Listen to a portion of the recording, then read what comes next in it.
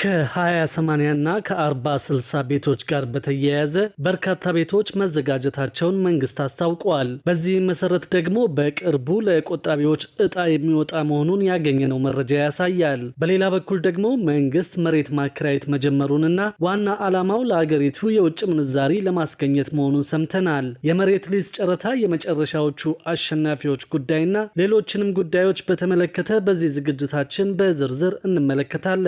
ሰላም ቤተሰቦቻችን፣ መረጃዎቹን የት ሀገርና የት ከተማ ሆናችሁ እየተከታተላችሁ እንደምትገኙ በሐሳብ መስጫው ላይ ጻፉልን። በየትኛው ጉዳይ ላይ መረጃ እንድናቀርብላችሁ እንደምትፈልጉ ማሳውቁን። አሁን ዝርዝር መረጃዎቹን አንድ በአንድ ወደ እናንተ እናደርሳለን። እስከ መጨረሻው አብራችሁን ቆዩ።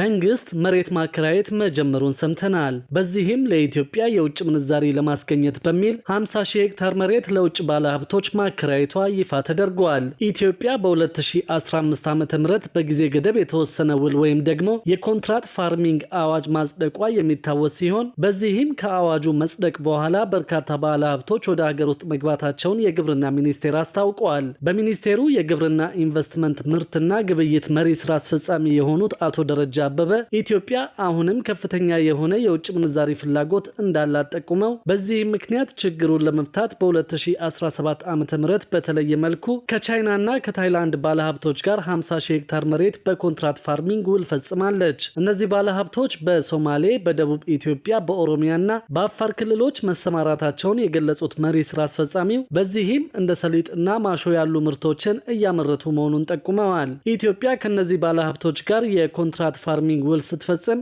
የአርሶ አደሩን ጥቅም ባማከለ መልኩ እንደሆነም አጽንኦት ሰጠውበታል። እንደ ሀገር የማክሮ ኢኮኖሚ ማሻሻያ ከማድረጋችን አኳያ ከውጭ ባለሀብቶች ጋር በአንድም ሆነ በሌላ መልኩ የሚዘረጉ የንግድ ስርዓቶች በተወሰነ መንገድ የውጭ ምንዛሪ እያስገኘ ነው ሲሉ ኃላፊው አስረድተዋል። በሌላ በኩል ደግሞ ቆጣቢዎች ቤት ማግኘት የሚችሉበት ሁኔታ እየተመቻቸ መሆኑን መንግስት ይፋ አድርጓል። በዚህም መሰረት ደግሞ በቅርቡ ለቆጣቢዎች እጣ የሚወጣ መሆኑን ሰምተናል።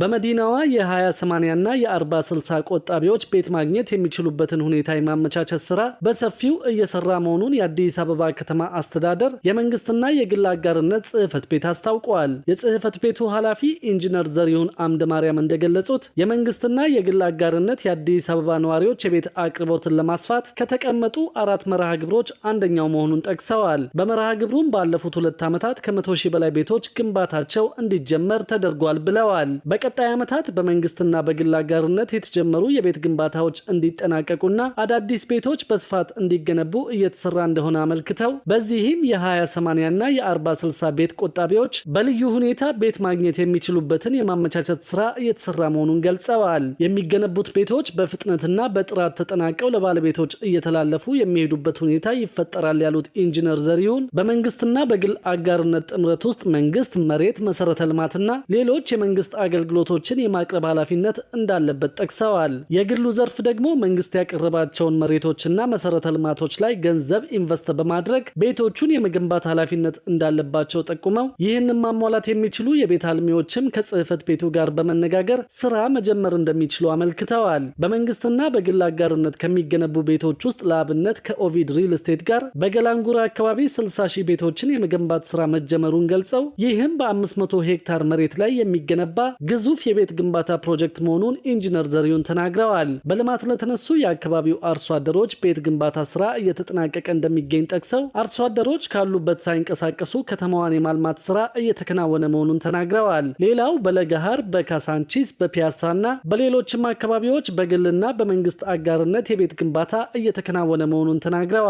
ከመንግስትና ከግል አጋርነት በተጨማሪ በመንግስት በባለ ሀብቶች በማህበራትና በሪል ስቴት አልሚዎች የሚገነቡ በርካታ ቤቶች መኖራቸውን የገለጹት ኢንጂነር ዘሪሁን እነዚህ ስራዎች በከተማዋ ያለውን የቤት አቅርቦት የሚያሳድጉ መሆኑን ገልጸዋል። ይህም የቤት ዋጋና ተደራሽነት ላይ ጉልህ ሚና እንደሚኖረው ተናግረዋል። በሌላ በኩል ደግሞ በኢትዮጵያ የነዳጅ ዋጋ በዓለም ገበያ መሰረት እየተካሄደ እንደሚገኝ ሰምተናል።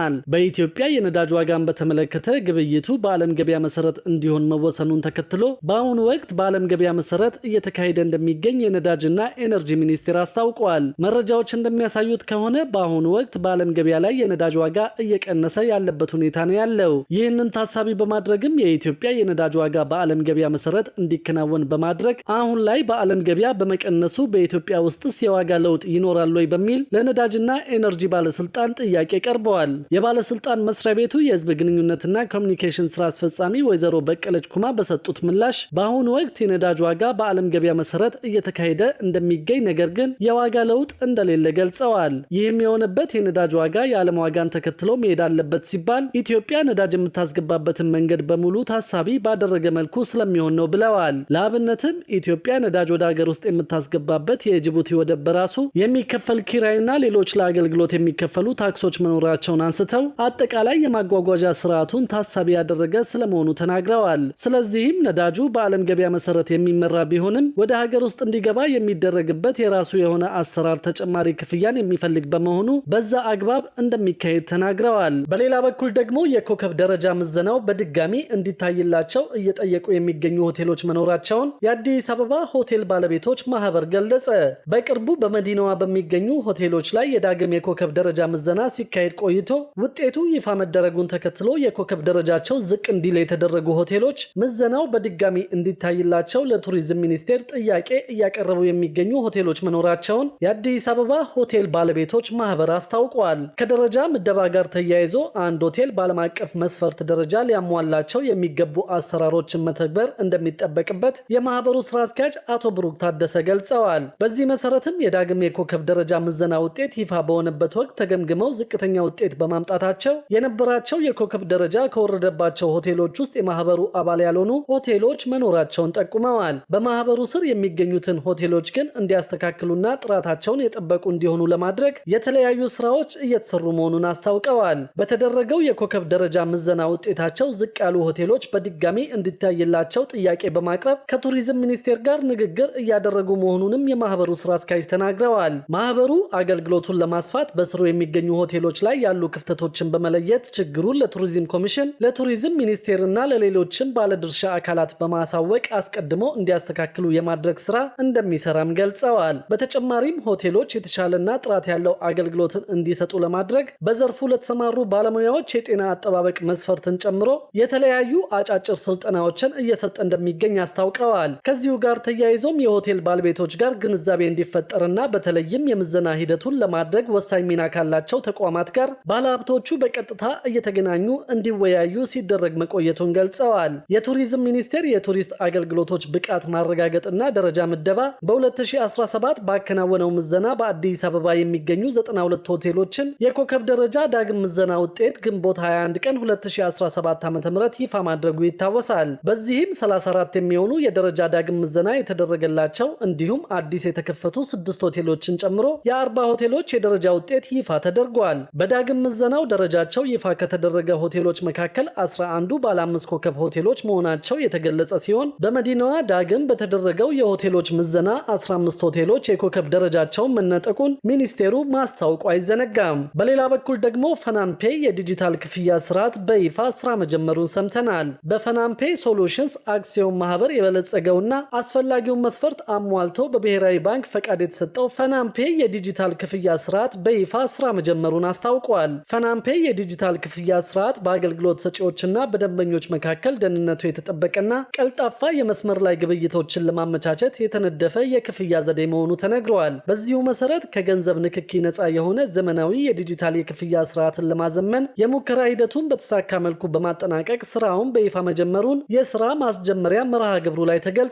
ፈናንፔ በባንክ ስራ ከፍተኛ ልምድ ባካበቱ የቴክኖሎጂ ባለሙያዎች የተመሰረተ ከመሆኑ አንጻር ቴክኖሎጂው አስተማማኝ መሆኑን በተግባር ጭምር የተረጋገጠ መሆኑ ተጠቁመዋል። ፈናንፔ የዲጂታል የክፍያ ስርዓት ድርጅቶች የኦንላይን መተግበሪያቸው ሁሉም የክፍያ አማራጮች እንዲኖራቸው የሚረዳ ሲሆን በኢንተርኔት የሚደረጉ ክፍያዎችን የሚያሳልጥ የንግዱ ማህበረሰብ ግብይትን ከባንኮች ጋር የሚያስተሳስር የዲጂታል ክፍያ ስርዓትን ይተገብራል ተብሏል። ፈናንፔ የፋይናንስ ተቋማት በገንዘብ ዝውውር ላይ የሚያስከፍሉትን ከፍተኛ የሆነ ኮሚሽን የሚያስቀር የዲጂታል የክፍያ ስርዓት ስለመሆኑ የተገለጸ ሲሆን ድርጅቶች እስከ 0% ወይም ኮሚሽን እንዳይከፍሉ የሚደረግበትን አሰራር የሚያበረታታ ስለመሆኑ ተነግሯል። በተጨማሪም ይህ 0% ኮሚሽን የሚወሰነው ድርጅቶች ባላቸው አጠቃላይ እንቅስቃሴና ብቃታቸው ሲሆን ይህንን ማሳካት ለማይችሉ ተቋማት ሲስተሙ በራሱ በሚሰጠው አማራጮች በድርድር ገበያው ላይ ካለው ኮሚሽን አነስተኛውን የኮሚሽን ክፍያ እንዲከፍሉ በአማራጭነት በማቅረብ እንደሆነ ተገልጿል። የክፍያ ስርዓቱ ባለፉት 6 የሙከራ ወራት ወቅት 1.5 ሚሊዮን የክፍያ ዝውውሮችን በተሳካ ሁኔታ በማድረግ ከ1.5 ቢሊዮን ብር በላይ የገንዘብ ዝውውር ማከናወን መቻሉም በማስጀመሪያ መርሃ ግብሩ ላይ ተነግሯል።